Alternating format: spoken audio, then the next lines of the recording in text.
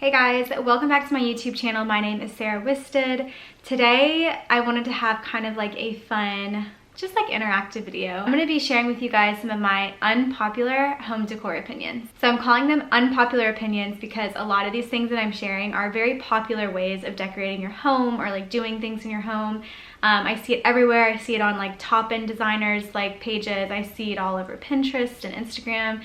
And so I'm calling them unpopular because it's like this weird thing that my brain goes through when I see these things that I'm like, no, they don't make sense to me. And I know that sounds so weird, but that's why I wanted to share them, because I'm like, I wonder if other people think the same or if I'm literally the only one who thinks that. So I thought it'd be kind of like a fun video to share some of the my unpopular opinions when it comes to home decor. As you guys know, I have a very super minimal modern like home decor aesthetic. So if you don't have that, you might be thinking some of these things that I'm sharing are just like crazy, like I'm literally being crazy. And some of these I actually know I'm actually being crazy, but I can't explain it. I also am going to open this up at the end to share your unpopular opinions, which I think would be kind of fun, just to see what are some of your unpopular home decor opinions that you wanted to share that you just like don't get. I would be interested to see if you agree with these that I'm sharing with you today, or if you just vastly disagree and you think that I'm totally wrong. Like, definitely let me know. It's just like these weird like quirks, I guess, that I have when it comes to decorating a home that I thought it would be kind of fun to share, and then, like I said, open up for a larger conversation. But yeah, so let's just dive right in. My first unpopular opinion is I don't love curtain rods. And I always laugh when I say that because I know that's such a dumb thing to not love, but there's something about like that line, no matter what color, shape, design that curtain rod is, like there's something about that line up above your window that I just feel like is not necessary. I mean, it is necessary because most of the time you need one to hang your curtains. But my alternative, or a way to combat having to have a curtain rod, is to just simply put your curtains up on the ceiling with a ceiling curtain track. I've been doing this anywhere in my house that I can do this, is put a curtain track on the ceiling and then just have the curtains hang from the track. I feel like it just looks seamless. It kind of blends in together. We're removing any sort of distraction or unnecessary like switch up between color or just anything that's visually distracting. We're just full on removing it with this curtain track on the ceiling. I will say I do have a curtain rod in my house in my dining room because my crown molding is too wide up on the ceiling that the curtains, if I were to put them on the ceiling, would be too far away from the window. So I do have a curtain rod in my house, so there's that. But yes, if it were up to me, I would have no curtain rods anywhere in my house. They would all be on the ceiling and you wouldn't be able to see any sort of distraction between the curtains and the wall. My next unpopular opinion is deck railing. Again, it's one of those things where it's like, why does a deck railing bother me? I truly don't know. I honestly think like the balusters in between any railings can sometimes bother me no matter what. When we were redoing the stair railing in our house, I wanted so badly to have it just be like a drywalled, like no spindle or like no baluster railing. And it was a huge debate when we first moved in. I don't know if any of you have been here or following me along during that journey when we did that initial stair renovation, but it was such like a internal battle, but also a battle with my husband because he likes the baluster look and I just wanted something super clean and super like blends into each other, if that makes sense. We did end up going with balusters and I do actually love them, but deck railing, I will say I have been struggling with because our backyard, we potentially might need a deck rail depending on how everything plays out with like the grading of our land. And I just cannot find anything that I love. I will say that the cable rails aren't bad. The problem with that within our household is that like my house isn't, like the outside of my house isn't super modern. I feel like the design of that with kind of more traditional like outside house isn't really matching up for me. So I'm just like kind of struggling with that. I know some people had mentioned like the acrylic or glass, like you can just like see completely through the railing. Again, I think it's too modern for my house. I think they look great in the right application, but my house exterior being a little bit traditional, I just think, I don't know, it just doesn't feel like it would work there. Back to why I don't like deck railings. Truly, I think it's just like the extra lines that visually distracting that your eye has to go through and see all the deck rails, where is if you remove the rails and you can have no rails, for example, like maybe the grade isn't that low where you can just have like a step down instead of having to put a rail there, I think would be really cool. I've also seen people use like greenery, like build up like planters as the railing, which I think is really cool. You do have to kind of block the view if you do that, so you're just kind of almost sectioning off your space. I know a railing, kind of the point is not to section off your space, it's just kind of like an added like safety precaution. But I think that the greenery railing is a really cool option where you don't have to have the spindles or the distractions, and I think it could blend in with a modern or a traditional house. I think would be really cool. This next one, I just feel like I don't know. I just like would really love to know your opinion on this, because this is like a very popular decor choice and I see it everywhere, and it just is not something that I love. But I don't love gallery walls. I know, it's just so random, like why? I don't know. But I feel like a gallery wall, it almost feels like it's trying too hard. Like it's trying so hard to fill a space is what it kind of feels like to me, I think.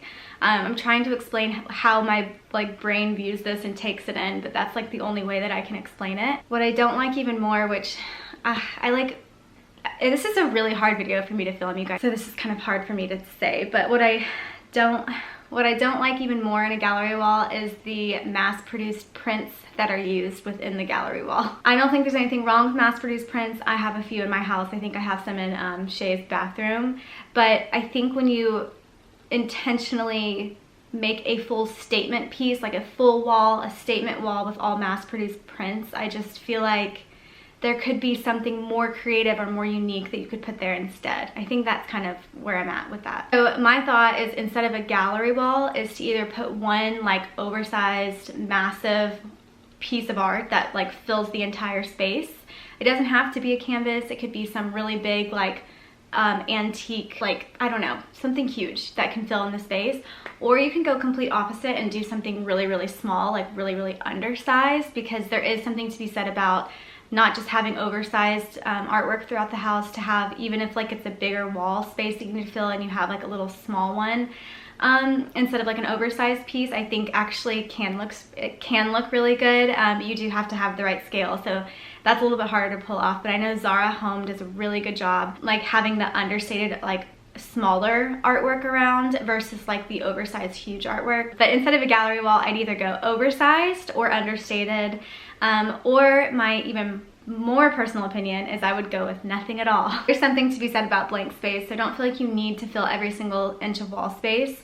You don't have to hang stuff on the wall. Maybe you have something that's on the floor that kind of like fills in the space and like balances everything out that's in the room. So yeah, that's just kind of my opinion on gallery walls. So kind of tying into the gallery wall, my next unpopular opinion is I don't love a statement wall. I don't know, I just can't get behind a statement wall. I think it's, again, trying too hard. It's like trying too hard to be something that it's just not.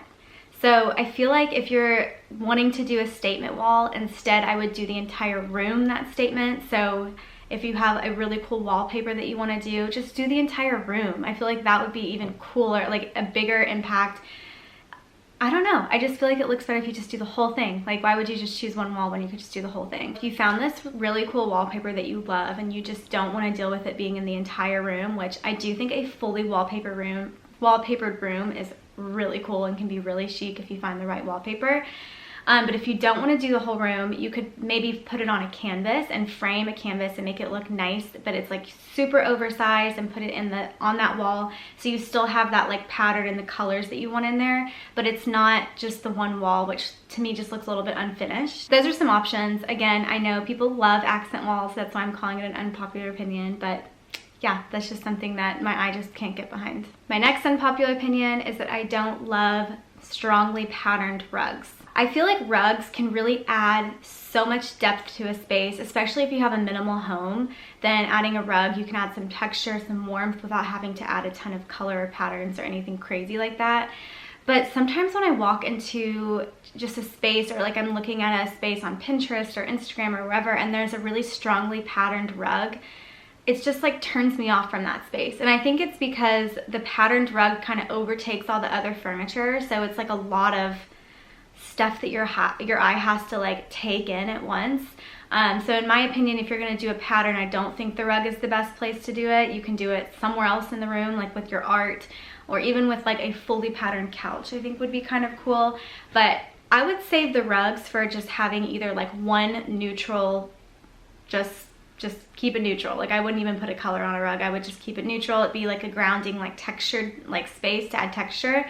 But then I would add any colors or anything else in some of your other decor. So I don't know. I just feel like a strongly patterned rug can be very distracting. I do like some rugs that have patterns, like a light pattern. I have one actually in my, we call it our den area, but it's like where our daughter hangs out most of the time. I didn't want to have just a plain neutral rug because I feel like you can see a lot of stains really easily on those.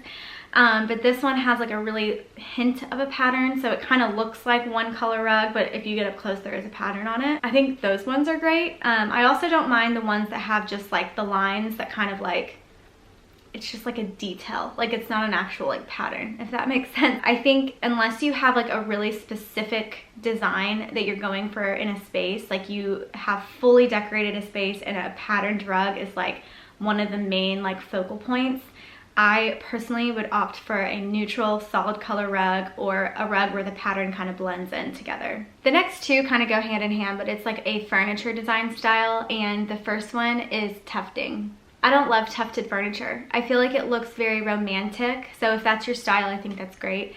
But there's just something about it that looks romantic and traditional at the same time.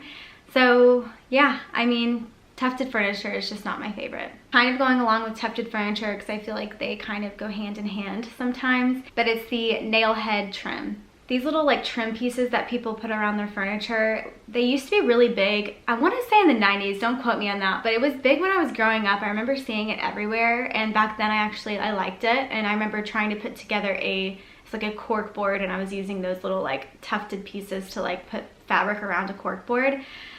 Which back then I thought looked really good. But today, I don't know. There's just something about those nail head trim pieces that I feel like don't add much to the design value of the piece of furniture that it's on.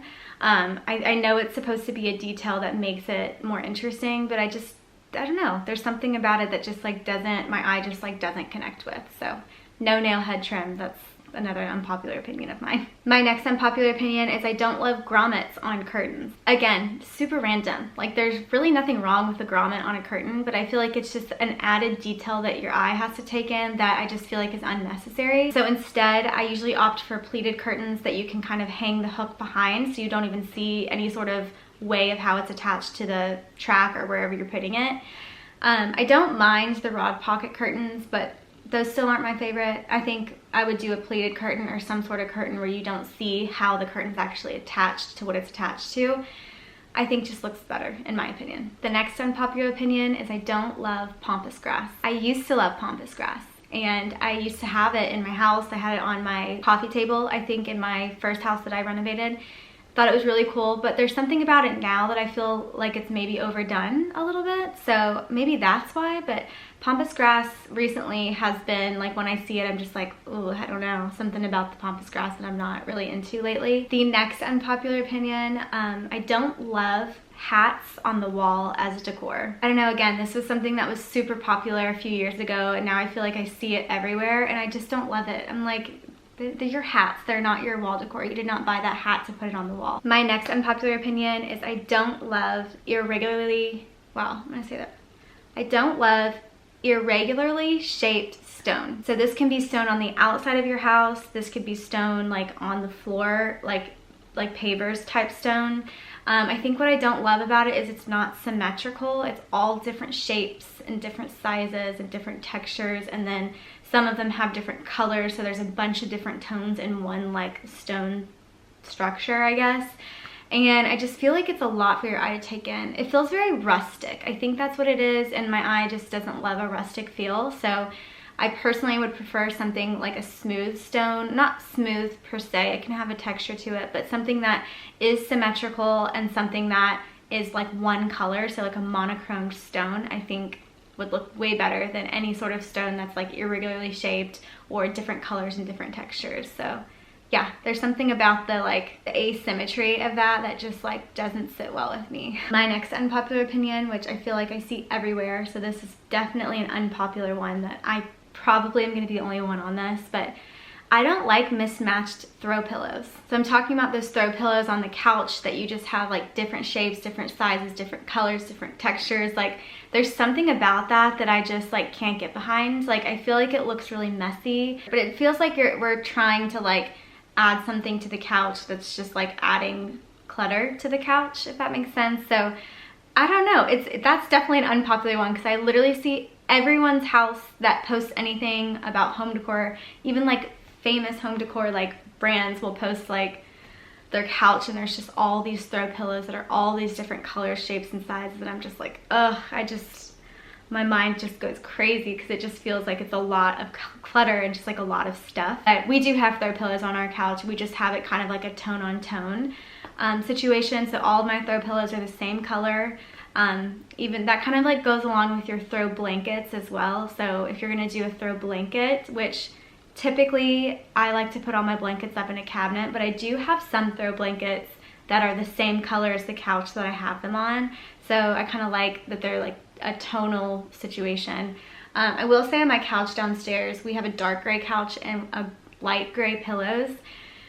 I don't mind that, but if I'm being honest, I don't love it. Like I go down there all the time thinking how I want to change out those throw pillows, but like that's like the least of my worries when it comes to all the other areas of our house that we have to fill in. But if you can at least get close to the color of your couch, I think that looks way better than all like the mismatched shapes, colors, and textures. But a tone on tone would be definitely ideal. All right, so that was it. Those are all of my unpopular opinions for home decor. I didn't really realize I had such a long list until I sat down and did this with you guys. So, I wonder if that says a lot about me. Then it really should. Let me know what your favorite unpopular opinion was, or one that you definitely agree with. Or if there's one that you don't agree with, definitely let me know that down below. But to make this a little bit more fun, I did want to open up the floor for you guys to share your unpopular opinions. And so what I'm going to do is on Instagram, which I'll link my Instagram account down below, but if you'll go over there, the day I post this video, I will open one of those boxes that you can enter your response in, where you can put your unpopular home decor opinion, and I'll choose a few of them, and on my next video, I'll upload another video after that. And share some of your unpopular home decor opinions, and then we can all decide like if we agree or don't agree on that in the comments below, which I think would be kind of fun. I've never done this before, so we'll see how that goes. But I'll do a box on the day that like a question insert box on the day that I post this video, and then I'll do another one, I want to say like 3 days later. What should I do? I'll put that in the details below. I'm gonna say another one 3 days later. So if you're watching this later and you wanna go back through and enter your unpopular opinion, you can do that. So you can put them in the comments below if you want, but I kind of think it'd be fun to like reveal them on the video instead of having them in the comments. But I'm really interested to hear what you guys think, because I was able to share all of mine, but I wanna see what you guys think, because it's just kind of interesting to see other people's points of view on this stuff. But anyway, I hope you guys enjoyed that. I hope it was kind of fun and lighthearted and not taken too seriously, because they're all like weird things that like my mind just can't get behind. Anyway, I'll leave it at that, but I hope you guys enjoyed. If you did, please go ahead and give this video a thumbs up and consider subscribing to my YouTube channel. And that's about it. So I'm sure I'll see you guys on my next video.